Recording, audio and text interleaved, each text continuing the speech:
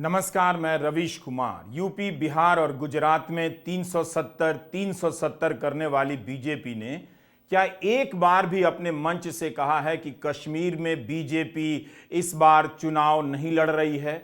जिस कश्मीर घाटी को लेकर मोदी, योगी, शाह पूरे देश में चुनावी भाषण दे रहे हैं, उसी कश्मीर में इन तीनों की पार्टी चुनाव नहीं लड़ रही है। कश्मीर के मतदाताओं के बीच जाकर अपने विकास के काम गिनाकर वोट मांगने की ये हिम्मत नहीं जुटा पाए। आखिर क्यों बीजेपी कश्मीर के चुनावी मैदान से भाग खड़ी हुई? हम आज के वीडियो में इस पर बात करेंगे। लेकिन मेरी एक थ्योरी रही है कि धर्म के अलावा धारा 370 की राजनीति ने हिंदी प्रदेश की चेतना का गुड़ गोबर कर दिया है। इसे लेकर युवाओं में इतना झूठ उनके भीतर बिठा दिया गया है कि अब संभव नहीं है कि वे सही तथ्य बताने पर समझ पाएंगे। उन्हें केवल कश्मीर का नाम लेते ही ताली बजाना आता है। बीते 10 सालों में उन्हें यही ताली बजाना सिखाया गया है। क्या आपको यह बात हैरान नहीं करती है कि जो बीजेपी धारा 370 हटाने को अपना सबसे बड़ा काम बताती है, वही बीजेपी कश्मीर से चुनाव नहीं लड़ रही? श्रीनगर, बारामूला और अनंतनाग राजौरी लोकसभा क्षेत्रों में बीजेपी के कार्यकर्ताओं को अपना झंडा लेकर घूमने का मौका नहीं मिलेगा। यहां पीडीपी और नेशनल कॉन्फ्रेंस में मुकाबला है, लेकिन बीजेपी मैदान में नहीं। 2019 में बीजेपी यहां से चुनाव लड़ी थी, लेकिन 2024 में मैदान छोड़कर भाग गई है। 2019 के बाद से बीजेपी के कई नेताओं की यहां हत्या भी हुई, लेकिन अब उनकी पार्टी के बड़े नेता इतनी हिम्मत नहीं जुटा सके कि कश्मीर में चुनाव लड़ते, अपने कार्यकर्ताओं का मनोबल बढ़ाते। अगस्त 2021 की वायर की रिपोर्ट है। अनुच्छेद 370 के निरस्त किए जाने के 2 साल बाद की इस रिपोर्ट को देखिए। 2 साल के भीतर जम्मू और कश्मीर में बीजेपी के 23 नेता और कार्यकर्ताओं की हत्या कर दी गई। ये जानकारी बीजेपी के प्रवक्ता अल्ताफ ठाकुर ने खुद ही दी थी। इस खबर के बाद हमने काफी कुछ खोजा, मगर बीजेपी कार्यकर्ताओं पर हमलों को लेकर क्या कदम उठाए गए, हमलों में कमी आई या नहीं, इसकी जानकारी हमें नहीं मिली। कश्मीर की सीटों पर नहीं लड़ना बता रहा है कि मैदान छोड़कर भागने में बीजेपी का जवाब नहीं। अपनी पार्टी डेमोक्रेटिक प्रोग्रेसिव आजाद पार्टी पीपुल्स कॉन्फ्रेंस भी चुनाव लड़ रही है। चर्चा चलती रहती है कि इनमें से किसी से घोषित समझौता होगा तो किसी से अघोषित। गृहमंत्री अमित शाह ने कश्मीरियों से अपील की, अपने लिए वोट मांगने की अपील नहीं की। अपील यह की कि कश्मीरी कांग्रेस, नेशनल कॉन्फ्रेंस और पीडीपी को छोड़कर किसी भी दल को सपोर्ट करें। 21 अप्रैल के इंडियन एक्सप्रेस की खबर के अनुसार बीजेपी ने कहा था कि वह घाटी में राष्ट्रवादी दलों को सपोर्ट कर रही है ना कमाल की दलील। खुद को राष्ट्रवादी कहने वाली पार्टी कश्मीर में चुनाव नहीं लड़ रही और कह रही कि वहां के राष्ट्रवादी दलों को सपोर्ट कर रही है। क्या आपने चुनावी मैदान से भागने वाली ऐसी राष्ट्रवादी पार्टी देखी है? जम्मू कश्मीर की 6 सीटों के लिए कांग्रेस और नेशनल कॉन्फ्रेंस का गठबंधन बना है। दोनों का साझा उम्मीदवार अनंतनाग, श्रीनगर और बारामूला से खड़ा है। उमर अब्दुल्ला और सलमान खुर्शीद ने साझा प्रेस कॉन्फ्रेंस में इसकी घोषणा की थी। तीनों सीटों पर नेशनल कॉन्फ्रेंस के ही उम्मीदवार हैं, कांग्रेस के नहीं। आज उमर अब्दुल्ला ने बारामूला से अपना पर्चा भर दिया है। खराब मौसम के चलते कश्मीर में 5 चरणों में चुनाव हो रहे हैं। अनंतनाग राजौरी में चुनाव की तारीख बदल दी गई। पहले यहां 7 मई को चुनाव होने थे, अब 25 मई को मतदान होगा। महबूबा मुफ्ती इसी सीट पर चुनाव लड़ रही हैं। श्रीनगर में 23 मई को चुनाव होगा। इस साझा प्रेस कॉन्फ्रेंस में उमर से सवाल पूछा गया तो उन्होंने कहा कि पहले से ही नेशनल कॉन्फ्रेंस उन्हीं 3 सीटों पर मजबूत है, इसलिए निर्णय लिया गया कि उन्हें हिलाने की जरूरत नहीं। प्रधानमंत्री मोदी ने इस लोकसभा में बीजेपी के लिए 370 सीटें जीतने का लक्ष्य रखा है।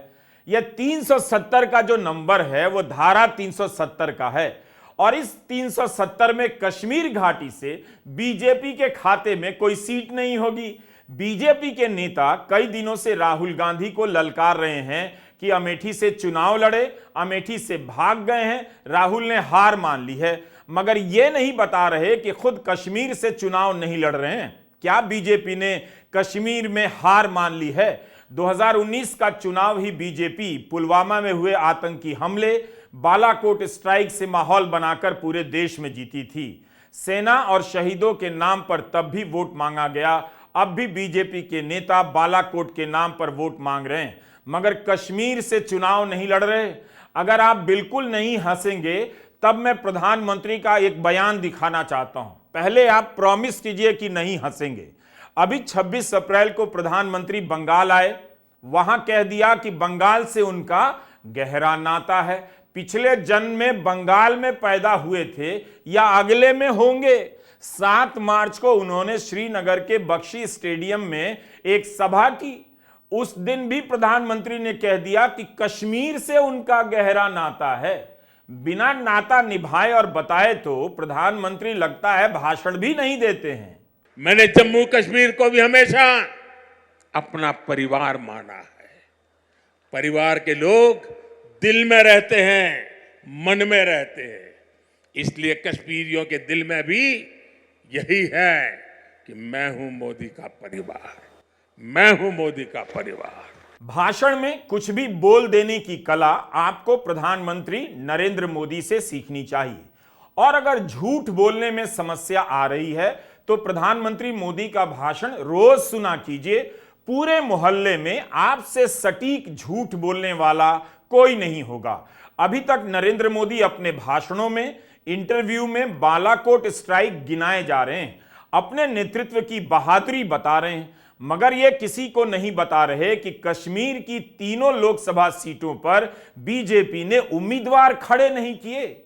आपने हिंदी के तमाम 3rd क्लास अखबारों में धारा 370 पर कितनी हेडलाइन देखी होगी। आए दिन बीजेपी के नेताओं के भाषण से लेकर धारा 370 पर हेडलाइन बना दी जाती है। अब याद कीजिए कि बीजेपी कश्मीर में चुनाव नहीं लड़ रही है, इस पर आपने कितनी हेडलाइन देखी, गोदी चैनलों में कितने डिबेट देखे। क्या किसी ने कहा कि बीजेपी कश्मीर के चुनावी मैदान से भाग गई है? एक पार्टी जो हर भाषण में कश्मीर कश्मीर करती रहती है, वह पार्टी कश्मीर से ही चुनाव नहीं लड़ रही। गोदी मीडिया जब तक लाल चौक पहुंच जाता है, वहां जाने वाले पर्यटकों के वीडियो दिखाकर बताता है कि कितना विकास हो गया, कश्मीर में स्थिति सामान्य हो गई। बीजेपी अपने प्रचार में कहती है कि कश्मीर में पर्यटकों की संख्या बढ़ गई है। प्रधानमंत्री मोदी कहते हैं केवल 2023 में कश्मीर में 2 करोड़ से ज्यादा पर्यटक आए। अब आप बताइए, देश भर से 2 करोड़ लोग कश्मीर घूमने जा सकते हैं, मगर बीजेपी कश्मीर घाटी की तीनों लोकसभा सीटों से चुनाव नहीं लड़ सकती है, मैदान छोड़कर भाग गई। क्या आपको यह बात मामूली लगती है? इस बात का भी ध्यान रखिएगा कि किसी जगह पर पर्यटक जाने लगे हैं, इसका मतलब यह नहीं कि वहां सब कुछ सामान्य हो गया है। अगर कश्मीर में इतना विकास बीजेपी ने कर दिया है, नरेंद्र मोदी ने कर दिया है, तब वहां चुनाव क्यों नहीं लड़ने गई? जबकि 7 मार्च को श्रीनगर के बख्शी स्टेडियम में प्रधानमंत्री नरेंद्र मोदी की सभा बुलाई गई। आज भी इस पर विवाद होता है कि लोग चलकर आए या सरकारी कर्मचारियों को लाया गया। 2019 में धारा 370 की समाप्ति के बाद पहली बार श्रीनगर में सभा हो रही थी प्रधानमंत्री की। इस बार जब चुनाव ही नहीं लड़ रहे हैं तो प्रचार करने क्या ही जाएंगे? आप गेस कर सकते हैं। प्रधानमंत्री को कश्मीर में चारों तरफ कमल ही कमल नजर आने लगा। उनकी ईमानदारी की दाद देनी होगी। उन्होंने देवदार और चीड़ में कमल नहीं देखा। 50 साल पहले बने जम्मू कश्मीर क्रिकेट एसोसिएशन के लोगों में भी कमल है। ये सुखद संयोग है या कुदरत का कोई इशारा कि बीजेपी का चिन्ह भी कमल है और कमल के साथ तो जम्मू कश्मीर का गहरा नाता है। इतना गहरा नाता था तो बीजेपी को कश्मीर की तीनों सीटों से लड़ना था। कश्मीर वाले भी जान जाते कि नाता कितना गहरा है, उन्हें भी नाता दिखाने का मौका तो मिलना चाहिए था। लेकिन सिंपल शब्दों में कहें तो 2024 के चुनाव में बीजेपी और नरेंद्र मोदी कश्मीर घाटी के चुनावी मैदान से भाग गए हैं। अगस्त 2019 में धारा 370 हटाई गई। कश्मीर को लंबे समय तक के लिए सूचना विहीन कर दिया गया। इंटरनेट बंद रहा, 18 महीने तक 4G बंद रहा, अखबार बंद हो गए। कश्मीर के लोग अपनी राय जाहिर नहीं कर सके, तब बीजेपी ने देश भर को बताया कि कश्मीर में भ्रष्टाचार फैल गया था, वहां के लोग अपने नेताओं से परेशान हो गए थे, इसलिए विधानसभा समाप्त कर दी और लोग खुश हो गए। अगर यही बात है तब बीजेपी क्यों नहीं गई पीडीपी और नेशनल कॉन्फ्रेंस के खिलाफ चुनाव लड़ने? गोदी मीडिया इस पर कितना डिबेट कर रहा है और कश्मीर के नेताओं को भ्रष्ट बताने में कितना डिबेट किया करता था, क्योंकि उसे हिंदी प्रदेश के लड़कों को सांप्रदायिक बनाना था, कश्मीर को लेकर उनमें नफरत भरनी थी। अब गोदी मीडिया का काम हो चुका है, बीजेपी कश्मीर से भाग गई है, इसलिए गोदी मीडिया इस पर डिबेट नहीं कर रहा होगा। कश्मीर में 10 साल से विधानसभा चुनाव नहीं हुए हैं। जब राहुल गांधी कन्याकुमारी से पैदल चलकर कश्मीर पहुंचे तो बीजेपी ने कितना हंगामा किया। लाल चौक पर राहुल के पहुंचने का क्रेडिट भी बीजेपी मोदी जी को देने लगी, लेकिन यह तस्वीर कुछ और कह रही थी उस वक्त भी इस वक्त भी। जिस लाल चौक से बीजेपी ने अपने एक राजनीतिक मुद्दे की शुरुआत की, वहां बीजेपी अपने निशान पर वोट मांगने का इस बार हिम्मत नहीं जुटा सकी है और उसी लाल चौक पर राहुल गांधी तिरंगा लहराकर लौट आए हैं। लाल चौक पर मोदी के कटआउट लगा दिए गए हैं ताकि लोग सेल्फी तो ले सकें। वहां होने और दिखने का अगर इतना ही सपना देखते हैं तो घाटी की तीनों सीटों में से किसी एक सीट पर तो बीजेपी को लड़ना चाहिए था। बीजेपी गजब की पार्टी है। जिस राज्य में विधानसभा चुनाव नहीं करा सकी, वहां पंचायत चुनाव कराने का श्रेय लेने लगी। कश्मीर में विकास कराने, सुरक्षा व्यवस्था बेहतरीन करने के दावों की पोल उस समय खुल गई जब चुनाव आयोग ने कह दिया इस समय विधानसभा का चुनाव नहीं हो सकता क्योंकि वहां सुरक्षा व्यवस्था खराब है। लेकिन लोकसभा के बाद विधानसभा चुनाव कराना आयोग की पहली प्राथमिकता होगी। असेंबली और पार्लियामेंट में चुनाव कराने के लिए हम जेएंडके के सभी पॉलिटिकल पार्टीज ने हमसे कहा ऑल कि आप हमारा चुनाव पार्लियामेंट के साथ करेंगे। वी रेस्पेक्ट दैट और हम समझते हैं कि हमारी ड्यूटी है हम उसे कराएं। सारी एडमिनिस्ट्रेटिव मशीनरी ने टुगेदर एक स्वर में कहा कि सर हम एक साथ नहीं करा सकते। हमने पूछा क्यों, तो उनका आंसर था कि जब असेंबली कॉन्स्टिट्यूएंसी के चुनाव साथ साथ में होंगे तो एक असेंबली में लगभग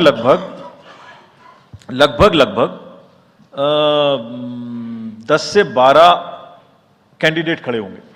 सो 90 इंटू 12 करीब 1000 कैंडिडेट हो गए और जेएंडके में सिक्योरिटी की वजह से हर कैंडिडेट को कम से कम 2 सेक्शन फोर्स प्रोवाइड करनी पड़ती है। 2 सेक्शन फोर्स का मतलब हो गया कि हमें करीब 1000 के बीच में 450-500 लोगों की कंपनीज की जरूरत और एक्स्ट्रा पड़ेगी। वो इतने बड़े देश में इस समय में सिक्योरिटी रीजंस में प्रोवाइड नहीं था, बट वी स्टैंड कमिटेड कि हम जैसे ही ये चुनाव खत्म होते हैं उसके तुरंत बाद, क्योंकि फोर्सेस की हमारे पास अवेलेबिलिटी हो जाएगी, हम चुनाव जल्दी से जल्दी वहां कराएंगे। बीजेपी को आखिर किस बात का डर लग रहा है कि धारा 370 के बाद कश्मीर में चुनाव लड़ने जाएंगे तो हार जाएंगे? हारने का डर रहा होगा या जमानत जब्त हो जाने का? जमानत जब्त होने का डर है या 0 वोट मिलने का डर है? 0 तो नहीं होता, कम से कम बीजेपी का उम्मीदवार खुद को वोट तो देता ही। फिर बीजेपी को किस बात का डर था? क्या दुनिया भर में हेडलाइन बनती इसका कि 5 साल धारा 370 पर निकाल देने, कश्मीर में विकास के आसमानी दावे के बाद भी कश्मीर ने बीजेपी को बुरी तरह से रिजेक्ट कर दिया। 2019 में बीजेपी ने जम्मू कश्मीर की सभी 6 सीटों पर चुनाव लड़ा था। घाटी की 3 सीटों पर हार गई थी। घाटी की सीटों पर श्रीनगर से फारूक अब्दुल्ला लड़ रहे थे, उन्हें 57% से अधिक वोट मिला। अनंतनाग से हसनैन मसूद ने चुनाव जीता, उन्हें 32% से अधिक वोट मिला और बारामूला से मोहम्मद अकबर लोन को 29% से अधिक मत मिला। पुलवामा और बालाकोट से पैदा किए गए तूफान में भी बीजेपी कश्मीर में बुरी तरह हार गई थी। पुलवामा तो अनंतनाग में है, वहां भी हार गई थी। प्रधानमंत्री मोदी धारा 370 को लेकर भी एक बहुत बड़ा झूठ बोल रहे हैं। कांग्रेस ने अपने मैनिफेस्टो में कहीं नहीं लिखा है कि धारा 370 बहाल करेंगे, लेकिन प्रधानमंत्री अपने इंटरव्यू में कांग्रेस को चुनौती दिए जा रहे हैं कि वह धारा 370 बहाल करके दिखा दे। और ये प्रधानमंत्री के ही शब्द हैं कि 70 साल तक जम्मू कश्मीर में भारतीय संविधान लागू नहीं हुआ, वहां दलितों को पहली बार आरक्षण मिल रहा है, वाल्मीकि समाज को पहली बार आरक्षण मिल रहा है। वो किस बारे में बात कर रहे हैं? क्या उनमें हिम्मत है कि वो प्रेस कॉन्फ्रेंस करके कह दें कि हम अनुच्छेद 370 को फिर से लागू करेंगे? क्या कोई पार्टी ऐसा कहने की हिम्मत कर सकती है? यूपी के गांव में, बिहार के गांव में कश्मीर की बात करते हुए बीजेपी का कार्यकर्ता और नेता शेर बहादुर बन जाता है और उसकी पार्टी कश्मीर में चुनाव लड़ने के नाम से भाग भी जाती है। शेर ही बनने का शौक है तो कश्मीर जाकर चुनाव लड़ना था।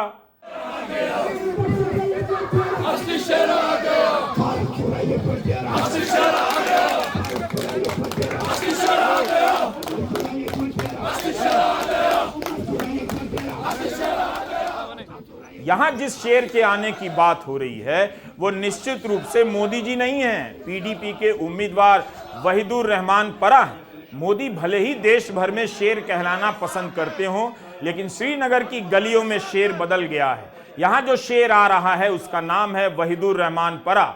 धारा 370 हटने के बाद वहीदुर रहमान भी राजनीतिक बंदी बना लिए गए। 1 साल तक जेल में रहे, उसके बाद उन पर यूएपीए लगा दिया गया।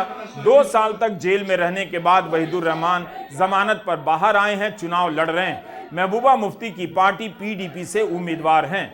मुफ्ती मोहम्मद सईद के राजनीतिक सलाहकार भी रह चुके हैं। हम अच्छी तरह से जानते हैं कि हिंदी प्रदेश में पाठकों और दर्शकों और लोगों को पता ही नहीं चलेगा कि बीजेपी कश्मीर के चुनावी मैदान से भाग गई है, वहां चुनाव ही नहीं लड़ रही, क्योंकि अखबार इस सवाल को लेकर रोज रोज नहीं छापेंगे, गोदी मीडिया पर भी बहस नहीं होगी। तो चुनाव समाप्त होने के 2 साल बाद भी यूपी बिहार के कई लड़कों को पता ही नहीं चलेगा कि बीजेपी कश्मीर में चुनाव लड़ने की हिम्मत नहीं जुटा सकी। अंकिलों को पता होगा तो भी वे ये सच नहीं बताएंगे, अपने व्हाट्सएप ग्रुप में लिखेंगे ही नहीं कि बीजेपी क्यों कश्मीर से भाग गई। वे राहुल गांधी को लेकर बहस करते रहेंगे। यह कैसे प्रधानमंत्री हैं? मणिपुर में जब हिंसा हुई वहां नहीं जा सके, मणिपुर में चुनाव प्रचार के लिए नहीं गए। मणिपुर के अलावा प्रधानमंत्री मोदी क्या अब कश्मीर भी नहीं जाएंगे? कोई भी गेस कर सकता है कि कश्मीर में बीजेपी चुनाव नहीं लड़ रही है तो वहां प्रचार करने क्यों जाएंगे? खुद कश्मीर से गायब हैं, लेकिन हर भाषण में कश्मीर कश्मीर रटते हैं। बीजेपी के राष्ट्रवाद की थ्योरी की बुनियाद धारा 370 से शुरू होती है। उस कश्मीर से बीजेपी चुनाव नहीं लड़ सकी। 10 साल तक भारत की राजनीति में एक छत्र राज किया नरेंद्र मोदी ने।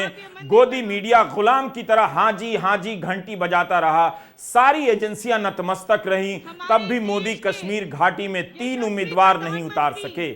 आप इसी साल 7 मार्च का उनका भाषण सुनिए, लगेगा बाराबंकी में 10वीं क्लास में पढ़ने वाला छात्र ललित निबंध लिखकर लाया है। वही सब बातें कि जम्मू कश्मीर एक क्षेत्र नहीं, भारत का मस्तक है और एक उठा हुआ मस्तक ही विकास और सम्मान का प्रतीक होता है। सर जी, जब आपने ही ये मस्तक उठा दिया है तो अपनी पार्टी का झंडा लेकर कश्मीर में चुनाव भी लड़ जाते, बीजेपी के कार्यकर्ताओं का मस्तक भी उठ जाता।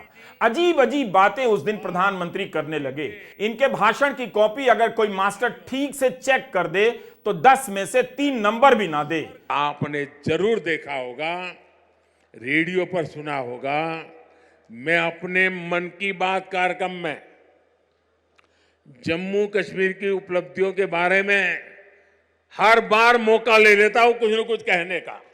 कुछ ना कुछ कहते हुए प्रधानमंत्री मोदी ने 10 साल निकाल लिए और बहुत कुछ होने के नाम पर कुछ ना कुछ ही बताते रहे।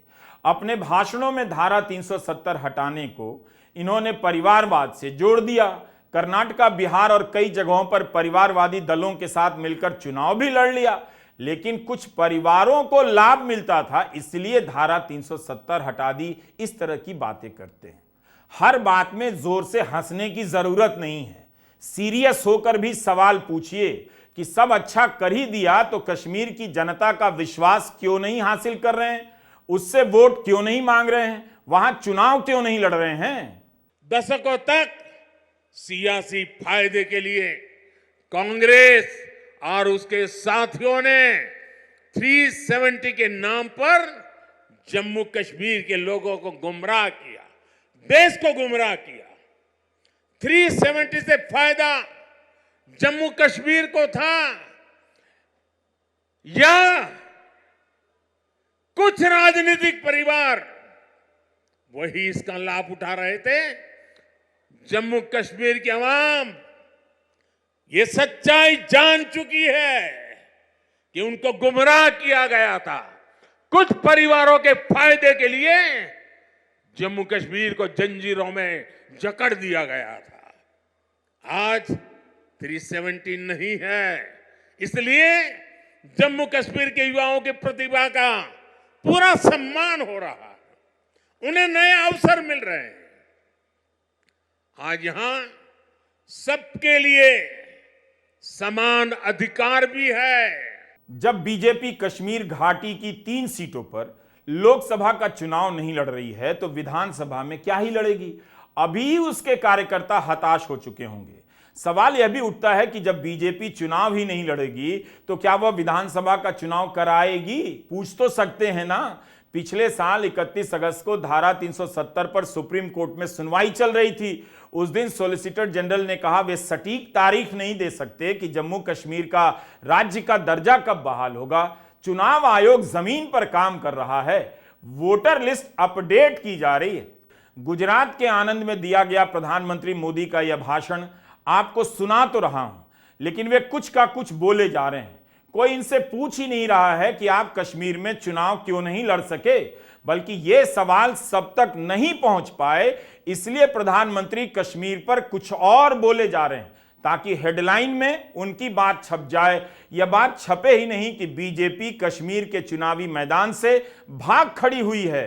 अब आप इस वीडियो को देखिए। राहुल गांधी अपने हाथ में संविधान की प्रति लेकर दिखाते हैं, लेकिन प्रधानमंत्री मोदी कहते हैं कि संविधान रखकर नाच रहे हैं। इतनी खराब भाषा अगर प्रधानमंत्री नरेंद्र मोदी की नहीं होगी तो अब बताइए किसकी होगी?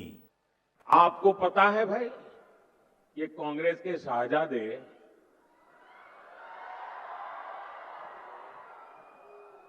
माथे पर संविधान रख करके नाच रहे हैं। आज देखा होगा आपने, लेकिन जरा कांग्रेस मुझे जवाब दे, जिस संविधान को आज माथे पर रख करके नाच रहे हो, क्या इस देश में 75 साल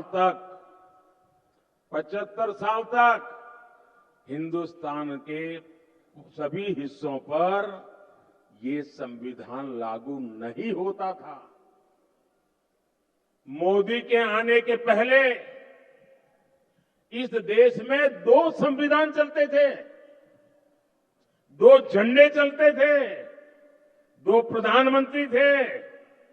ये संविधान माथे पर लेकर के नाचने वाले शहजादे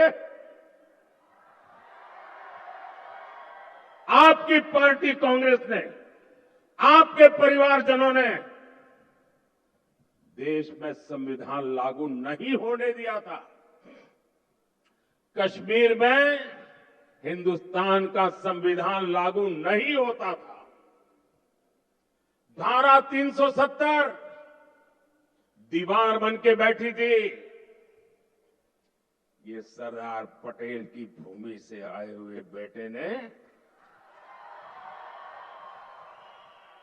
उस 370 को भी जमींदोज कर दिया और सरदार साहब को सबसे बड़ी श्रद्धांजलि मैंने दी है। क्या आप जानते हैं कि सुप्रीम कोर्ट ने धारा 370 के फैसले की समीक्षा की सुनवाई के वक्त क्या कहा था? यही कहा था कि धारा 370 जम्मू कश्मीर राज्य को अलग नहीं बनाता है। धारा 370 जम्मू कश्मीर राज्य को संप्रभु नहीं बनाता है। धारा 370 का मतलब यह कभी भी नहीं था कि कश्मीर भारत से अलग है, संप्रभु है या स्वायत्त है। सुप्रीम कोर्ट ने अपने फैसले में कहा कि जम्मू कश्मीर राज्य के पास अनुच्छेद 370 के तहत किसी भी प्रकार की संप्रभुता नहीं थी। उसके पास आंतरिक संप्रभुता के भी अधिकार नहीं थे। अनुच्छेद 370 संप्रभुता का लक्षण नहीं है या असिमेट्रिक फेडरलिज्म का लक्षण है। सुप्रीम कोर्ट ने इस अनुच्छेद को इतना भाव ही नहीं दिया, मतलब इतनी बड़ी बात ही नहीं थी कि इसे हटाकर बीजेपी सीना फुलाए घूम रही है जैसे पहाड़ खिसका दिया हो और कश्मीर घाटी की तीनों सीटों को छोड़कर मैदान से भाग खड़ी हुई है। धारा 370 की जगह हमने अनुच्छेद 370 का कम इस्तेमाल किया, मगर यही सही होगा। आम बोलचाल की भाषा में धारा धारा ही चल पड़ी है, तो हम भी धारा में प्रवाहित होकर धारा 370 बोलने लगे, लेकिन सही शब्द अनुच्छेद 370 है। गुजरात के आनंद में प्रधानमंत्री ने जो भाषण दिया है उसका हिस्सा हमने इस वीडियो में सुनाया है, आप फिर से उससे सुनिएगा। पता नहीं क्या क्या बोले जा रहे हैं। बेहतर है आप सुप्रीम कोर्ट में अनुच्छेद 370 को हटाने की वैधानिकता को लेकर जो लंबी बहस चली, फैसला आया, उस फैसले की आलोचना भी हुई, उसे टाइम निकालकर पढ़िए। इस पर हमने एक वीडियो बनाया था, बेहतर है आप उस वीडियो को भी देखें, तभी आप समझ पाएंगे कि क्या क्या सवाल उठे थे। YouTube पर आप रवीश कुमार ऑफिशियल पर जाइए, वहां 18 दिसंबर का यह वीडियो आपको मिल जाएगा। धारा 370 पर आप हमारे 11 और 12 दिसंबर के दोनों वीडियो जरूर देखिए। कश्मीर की सच्चाई बाकी भारत से बहुत दूर है। बाकी भारत कश्मीर के नाम पर भीड़ में बदल जाता है, क्योंकि उसके पास जानने के लिए इसी लेवल के भाषण होते हैं जिस लेवल के भाषण प्रधानमंत्री नरेंद्र मोदी दे रहे हैं। अखबारों में जो कूड़ा छपता है उसका हम क्या कर सकते हैं, लेकिन इंडियन एक्सप्रेस में एक खबर छपी थी, कश्मीर में ड्रग्स का जाल इस दौरान काफी फैल गया है। इंडियन एक्सप्रेस ने बताया है कि ड्रग्स की जब्ती 2019 की तुलना में 2022 में 2 गुनी हो गई। जब्ती भी बढ़ गई और ड्रग्स के शिकार लोगों की संख्या भी। मार्च 2022 से मार्च 2023 के बीच SMHS अस्पताल के OPD में इनकी संख्या 75% बढ़ गई है। 41,000 से अधिक मरीज आए।